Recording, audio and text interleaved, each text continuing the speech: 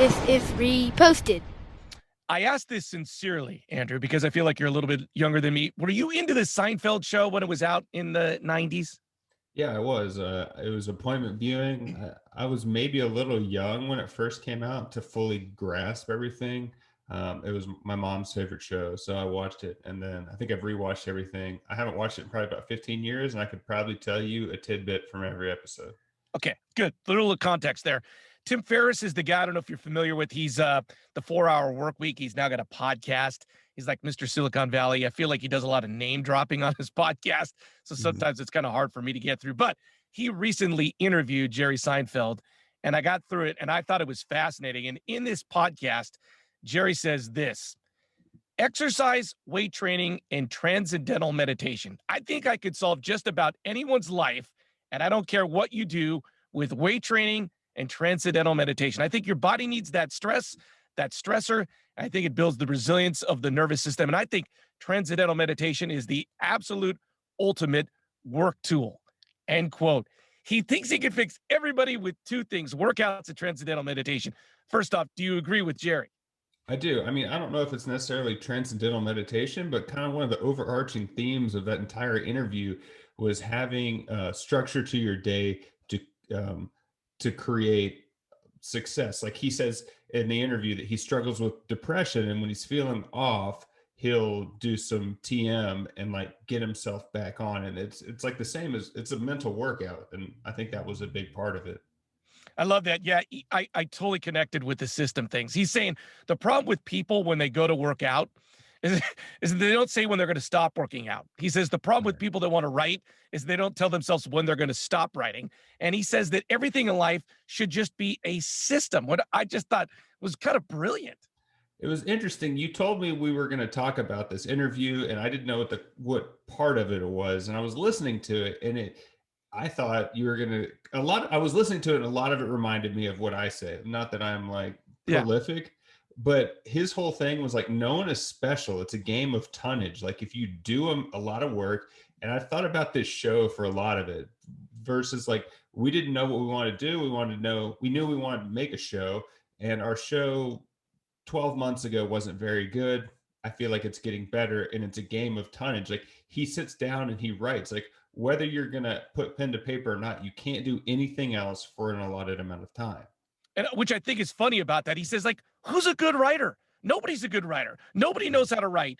It's just a matter of going and putting pen to the paper, doing it every day, and then you become a better writer and you learn your voice.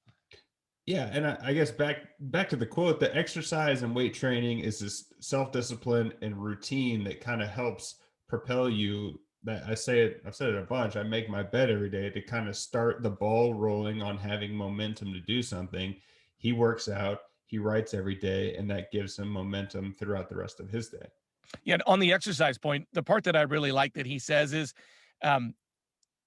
there's that point when you're going to go work out where you just don't want to do it. You're like, oh, I am so dreading this. But he's like, that's the part you got to work through. You have to do something to your body that it absolutely does not want to do. And part of working through that will enable you to get through other things throughout your day. Yeah, I mean, that's like my cold shower theory. Right before I turn the cold water on, I'm like, I don't want to do this. This sucks. And it gets a little bit easier every time. So it's kind of the same thing with exercise, and whatever that applies to whatever you're going to do with your life. It's the things you don't want to do. Is it called swallow the frog? Do the thing you want to do. Have you heard that? No. It's you have a list of things to do, and one of them is swallow a frog. You do that first to get it out of the way, so it's not weighing on you as the thing you have to do. So do the thing you don't want to do first on your list, and it'll make the other things easier rather than start with the easy items and always know that this bad thing is going to be coming up. You know, one of the underlying things that I picked up, and I don't think they specifically mention it in this interview with Jerry, is that he just has great timing, right? Comedians have good timing. They were talking about when he knew that Seinfeld, the TV show, should be done. Mm-hmm. And he just goes like, it needed to be done. Like it was running its course. Like I could feel my energy waning. I could feel like it just didn't have, it was losing momentum. So he kind of quits that. And then he says like, were you ever thought you were going to run out of comedy material?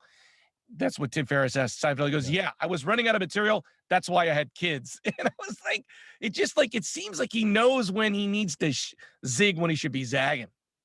I mean, probably he is gifted in that way. But one of the things I thought was really interesting, again, with no one being special, really, is that he just puts in the work. He was telling a story about how he's doing a Q&A at a stand-up show, and this guy said, how do you come up with this material? Or like, how do you do this? He's like, well, do you think you could get up here and write a joke like I could?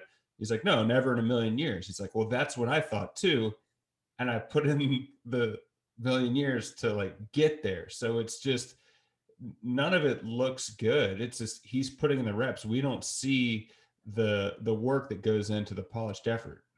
Yeah, and I think the thing that's interesting about Jerry, right? He never had any other job. He was only a stand-up comedian. That's all he's ever done.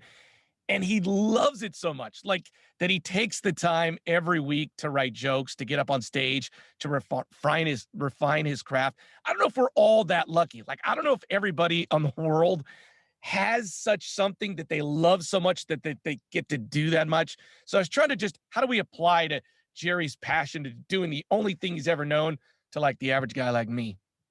Well, I mean, I've said this before. You can do anything that you love, but do it for free. Like he even said that in the interview. He wasn't getting paid at the beginning of, like, when he moved from New York to LA. He was kind of the king of the hill in New York, moves to LA, and he's working for free, working in basements for 8 people. Like, you have to do it for free, and then if you keep doing it, you love it, you will become proficient and even an expert at it, and then you'll start getting paid for it.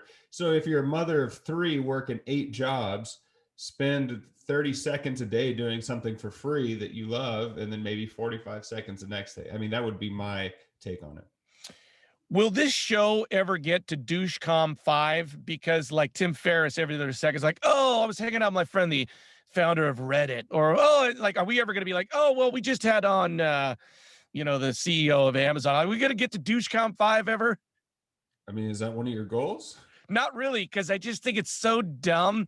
Like, name dropping is so stupid. Like, you're just trying to puff out your chest. And he's talking to Jerry Seinfeld, and he has to literally always mention his big time friends. And I'm like, come on, bro. I mean, we've had some pretty big name guests on this show. I don't think that makes us douchey. I think No, that's but we don't. That's a part of Tim Ferriss's personality. That's not the show. I would completely agree with you. We've had some big time people, but we never reference it to other people. All right. Well, next person we have on the show, I'm going to name drop Brandon Doble. If you'd like to get a hold of Brandon, please reach out. You can find us at Reposted Podcast on Facebook, Twitter, or Instagram, or How I Got That Way Podcast. I'm Andrew Keller for Larry and Brandon saying thanks for stopping by.